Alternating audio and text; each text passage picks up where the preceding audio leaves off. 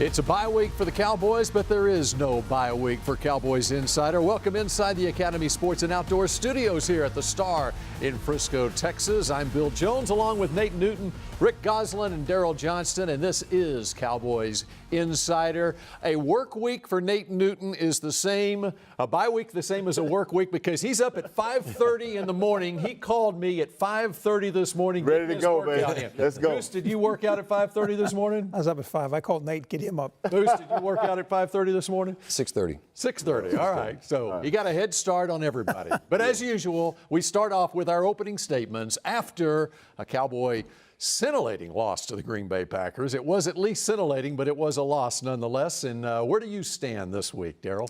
Well, I think it's funny to listen to people who want to look at the game afterwards and say what they would have done down the stretch. In my opinion, you have to take the lead. There's nothing more important than getting the lead and trusting your defense and turning the game over to them. So all this discussion about taking a knee by Dak Prescott as he's going into the end zone, I will give some merit to the second down play call. I think there were better options there. But you have to take the lead and trust your defense and turn the game over to them. You know what? I'm excited because this is a bye week. We get Sean Lee coming back. We got Hitchens coming back. We can take some of the pressure off Jalen, man, and keep opponents' rushing game under 100 yards. That's what we won last year, the 3 losses.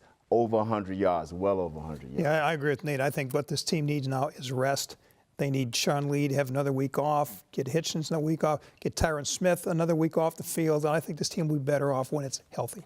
A lot of people talk about does the bye week come at a good time when you think about it and you consider when this team arrived for training camp back in mid-July, basically. It's basically about the halfway point of the season right now with 11 weeks to go. But let's go back to Sunday. You touched on it a little bit there right off the top. It happens again against the Packers. Just too much time left on the clock for Aaron Rodgers. Yeah, it's amazing. You know, everybody you talk to in Dallas looked at the scoreboard after Dak scored and saw 113, and you have that hesitancy. So a lot of this goes to you have to credit Aaron Rodgers and the Green Bay Packers. This is not all about what Dallas did wrong.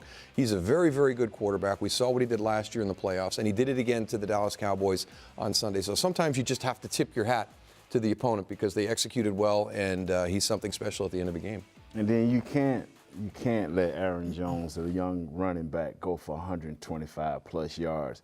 That gave him a little balance. When they were stumbling, they needed to get back balance. They handed it to this kid, and we didn't get no misdirection or nothing. We didn't make guys cut back. We didn't set the edge. We did not do a great job defensively stopping the run. And when Aaron Rodgers has that, and then he only had, 24 minutes? Yeah. But when he has that, he's unstoppable. See, the Cowboys executed the game plan perfectly. They had the ball for 35 minutes, keep Rodgers off the field. The problem is they should have held the ball for 36 minutes, not 35. And Goose, by the way, wrote about that this week on Dallas Morning News, that second and 2 play, you're not throwing the fade. No, your best player is Ezekiel Elliott. Give your best player a chance to win the game. He had torched the Packers in that drive. He'd averaged 5 yards a carry. He had a 9. He had a couple 8s. He had the key 4th down run. I keep the ball in Elliott's hands. Give him a chance to win the game. I think if the Cowboys of the 90s would have stuck with Emmitt Smith, I think you stick with Elliott. You know, and you look through the game, and last year, Cowboys played perfect. They stopped the rush. They controlled the clock and the turnovers. We've had 2 costly turnovers the last game and a costly turnover this game. And a team that's playing on a fine edge and trying to be offensive dominant, you got to play perfect. And how about Dak Prescott? And here is another game now that was a very nice performance from their quarterback, and it winds up with a loss. But you look at 3 matchups over the course of the last year against Aaron Rodgers, and he's gone toe-to-toe with Aaron Rodgers and basically matched his play in those 3 games. Yeah, there's always positives to take out, but the bottom line is winning football games. So I think Nate's right. This is a perfect time for a bye week right now, not just because of the injuries that Nate talked about, but just from a mental standpoint for this team, sitting at 2-3, to get back together, to regroup, to come out of this bye, refocus, because they do have talented players here. We all forget about how good that drive was that got them the 35-31 lead. I mean, that was a masterful 17-play drive at the end of the game and just came up a little bit short because they didn't use enough time. And how about the run game? They were persistent in emphasizing Zeke Elliott on that drive. Of course, there was a mix of run and pass on that drive. But that's something that positive going forward they can take out of that game, too, the way they were able to establish the run on that drive. As you look at the offensive line, they're starting to get on people. And you can see right here, they're starting to get on people, giving Zeke options. Whereas before he had to make a move a yard back in the backfield. Now he's getting up. He's into the line. Now he can power through. Now he can make things happen. When you got a running back that's in mesh and he can make those plays late in the game, but earlier he couldn't even get back to the offense. But that's the commitment to the run. Yes. I mean, the more you run, the better your running game gets. Emmitt Smith, you guys would know, and he was a great second-half runner because those 2- and 3-yard gains in the first quarter become 3 and 4 in the second quarter, 4 and 5 in the third, and 7 and 8 in the fourth quarter. And we saw that from Elliott in that last drive. 9-yard carries, 8-yard carries. And that's that offensive line. I mean, that's how they're built. Every good offensive line in the league, any good offensive league in the NFL has always talked about that mentality, being able to wear people down and be effective in the fourth quarter. All right. We talked about the offense. We've got to talk about the defense when we come back here on Cowboys Insider on a bye week after a loss to the Packers. Cowboys Insider, presented by Baylor Scott & White, is brought to you by Academy Sports and Outdoors, the official sporting goods retailer of the Dallas Cowboys, AT&T, mobilizing your world, and by Baylor Scott & White. We're changing health care for life.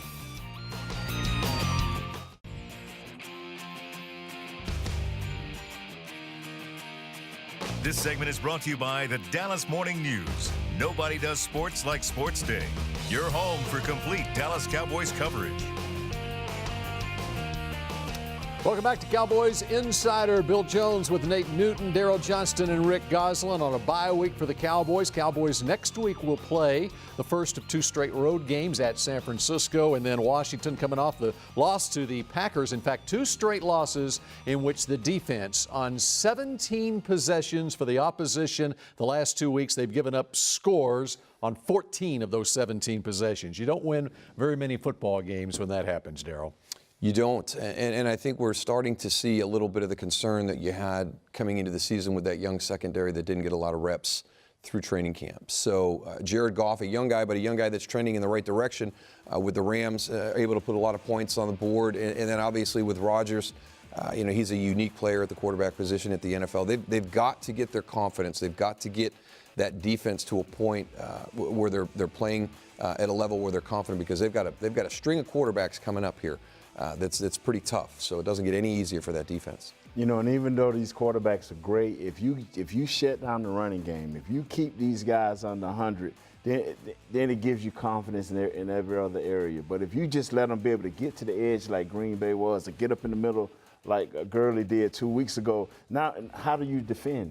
And you know in this league, Moose and Goose, that you cannot be two-dimensional and not in the NFL and expect to defeat offense. You know, I agree with Daryl. I think that the key has been the young secondary. I wish these guys had played. I wrote a column back in the spring saying I would not be surprised if they started those 3 rookies.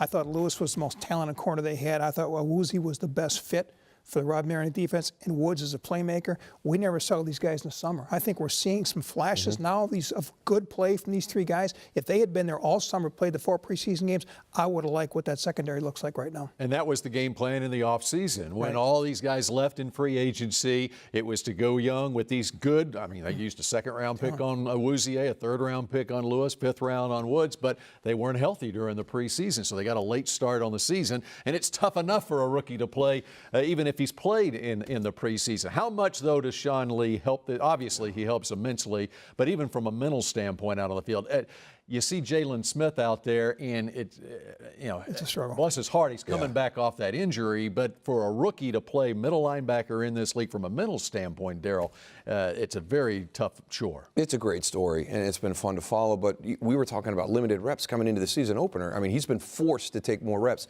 I don't know where he's at physically. When you talk about the endurance, the strength in that leg, as you get towards the end of the game. So I think Nate hit it right on the head. Sean Lee comes back.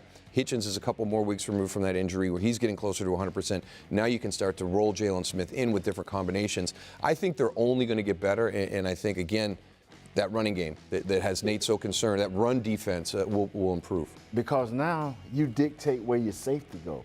Do you safety go back and help the young guys? Right about now, everybody's biting on everything. When we get in the red zone, they just fake at a run. All of a sudden, everybody's up. You got guys running butt naked in the backfield, in the defensive backfield. You cannot have that. If you stop the run, then you tell the safety, hey, man, hang back, help these kids over the top. Right now, everybody's so run conscious. And that's Sean Lee's specialty. I mean, stopping the run, reading and reacting. He knows the plays better than the offense does. Yes. Wow, he does. He's the best player and the best playmaker on this defense. That's, in a smaller sense, that's like taking Ray Lewis out of that Raven defense. Right. I mean, this is the guy, he's the on-field leader, he's the off-field leader. He makes that defense go when it's going. You take him out of there, and they don't have a leader that gets them all in order and all going in the right direction. All right, what needs to happen during this bye week? Perhaps some changes on offense or defense. We come back with more here on Cowboys Insider in just a moment. This segment was brought to you by the Dallas Morning News. Nobody does sports like Sports Day. Your home for complete Dallas Cowboys coverage.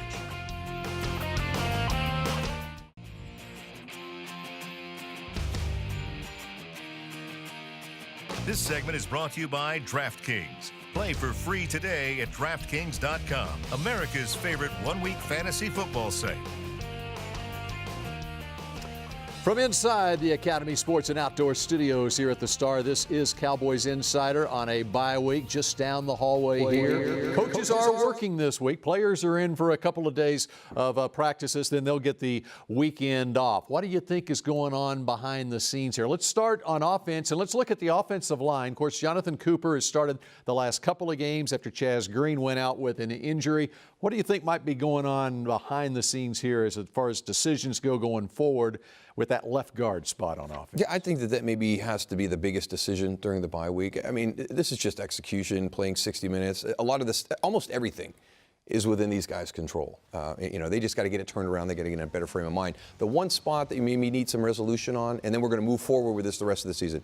Come out of the bye, make a decision at left guard, Chaz Green, Jonathan Cooper, where are we going, and then just stick to it the rest of the year. You got to ride like that because now Scott Linehan knows what he's got. If you can put one guy there, then he can say, okay, these are the plays, because they taking the strengths and throwing out the weaknesses. And so we got to get that left guard decided so we can keep the strength. Yeah, I think the identity of this team is a running team. I think we saw the identity. They executed the plan. Elliott got the ball 25 times, over 100 yards. They controlled the clock. That's the game plan going forward. To do that, you got to get the line settled. Like Darryl said, fix that left guard and then run the ball. One of the bad things about the bye week, coming off 2 straight losses, is the blame game goes on for a couple of weeks now. Terrence Williams had the drop pass that resulted in a pick 6 last week, a drop pass on the 2-point conversion try the week before. We're seeing more Bryce Butler in this offense. Where do you think that all shakes out, how that shakes out? Well, that'll be a performance-based thing. So, Terrence Williams has been a good player here for a number of years. Everybody goes through a little bit of a slump from time to time. Can he work his way out of that? But the great thing is you've got a guy like Bryce Butler that can push him to help him work his way out of that. And then everybody gets better. But there's no need to panic. Let's coin, unfortunately, Aaron Rodgers, great statement a couple of years ago for Green Bay. Right. Everybody just relax. You're at 2-3. Maybe this year is about a tough start, but then a great stretch going into the playoffs, where last year was a great start, and then you're kind of fitting pieces together as you get towards the playoffs. So you're sitting at 2-3. It's not where you wanted to be. It's not where anybody expected you to be. But here's where you are. What are you going to do now? Wow, Moose, man, you need to be in a little meeting before they break the goal. Nate feels a whole lot better about things. Oh, yeah. I mean, of course, he came into this show pretty positive to begin with, because you got your workout in this week. Yeah, but it's everything he said. I mean, you can't add or take away. Moose, go ahead on, Goose, man. I'm through. Well, here's a question I have for you. Second halves of games, and maybe it's because they're depleted a little bit on defense without Sean Lee, and of course until this week Anthony Hitchens. How big of a concern is it that the team seems to wear down in the second half? I think what you've seen is an opponent with a sense of urgency. The Cowboys were unstoppable in the first half of these last 2 games. In the second half, they made adjustments, and now they're being more aggressive on offense. I thought the Packers ran the ball. If you had taken away Aaron Jones and put it all on Aaron Rodgers' shoulders, it might have been different. But you can't, again, Sean Lee is the key. Get him healthy, get him on the field and go. As you was watching the game, and I'm looking, and I'm watching Aaron Rodgers, he's getting antsy over there. Everything he's getting antsy. But when that kid started ripping off 5, 10, 5, I'm like, the game was getting out of hand for me, and they only was on the field at a time, maybe 2 minutes at a time. It seemed like they wound up with 24 minutes versus our 35, and we lost.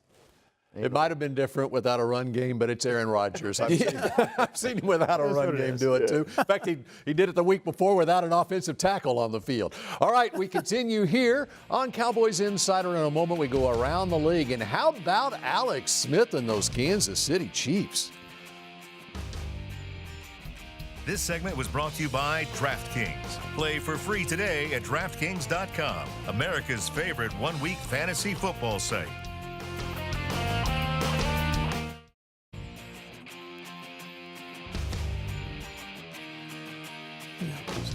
Cowboys Insider continues here in the Academy Sports and Outdoor Studios at the Star. A bye week for the Cowboys. They are 2-3. Time to go around the league as we always do here. And how about we start at the top of the league this week with the Kansas City Chiefs, who continue to be on a roll.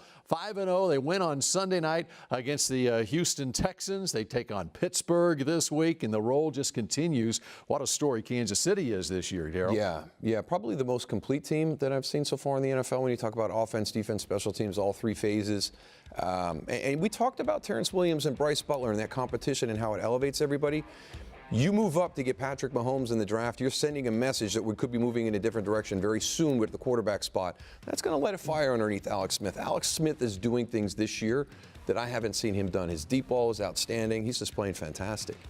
He got speed. He's got a wide receiving core now that he hasn't had for years, it seems like. Andy Reid doing a great job there.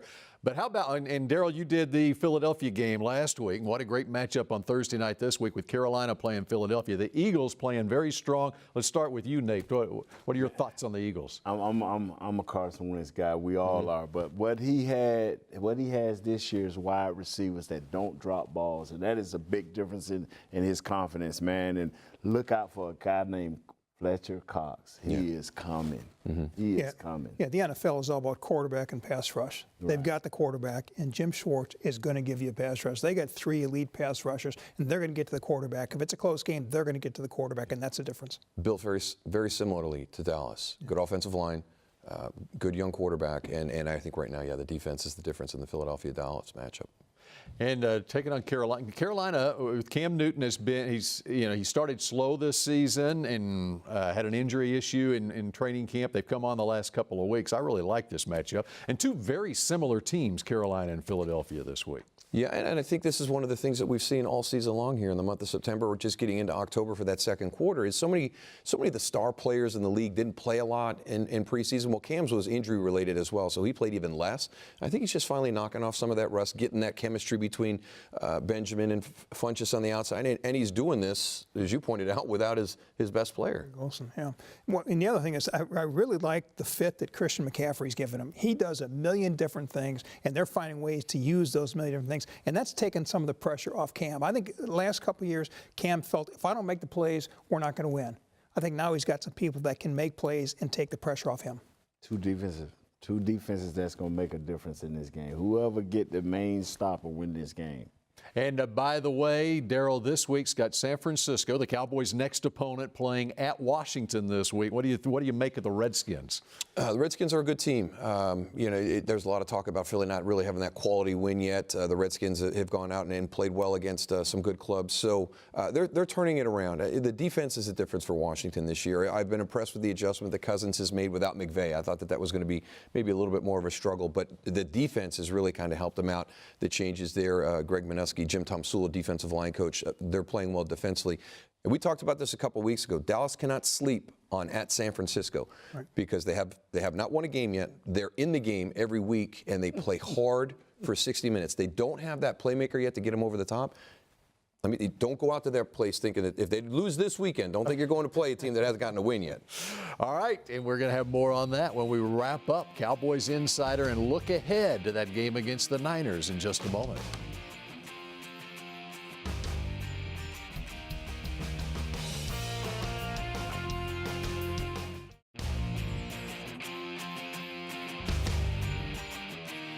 Cowboys Insider, presented by Baylor Scott & White, was brought to you by AT&T, mobilizing your world. Rico's. Make every game a home game with Rico's. Baylor Scott and White. It's easy to find the right doctor right now at BaylorScottandWhite.com and by NFL Game Pass. You'll never miss a game again. Enjoy full access to coaches' films and game replays from Week 1 to the Super Bowl. Subscribe at DallasCowboys.com/Game Pass.